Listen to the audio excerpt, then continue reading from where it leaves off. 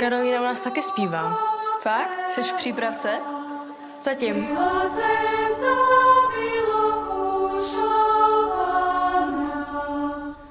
Nebylo to špatný.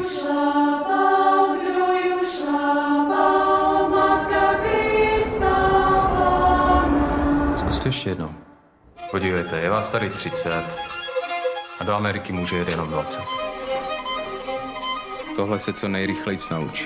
Zkusím to. No ne, zkusím. Prostě se to nauč.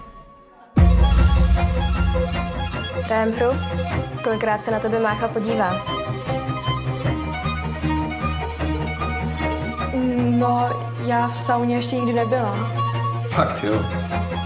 Víš, že ti to nedal kvůli tomu, jak zpíváš? Tak mi řekni, co se stalo. Já chci jet. Co je? Proč nespíš? Slyšela jsem tu kytaru.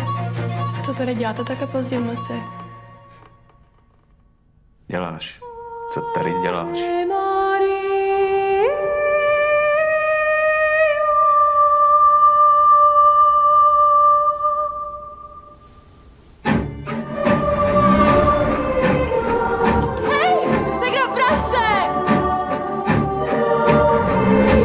Všechno, co děláš, děláš naprosto správně.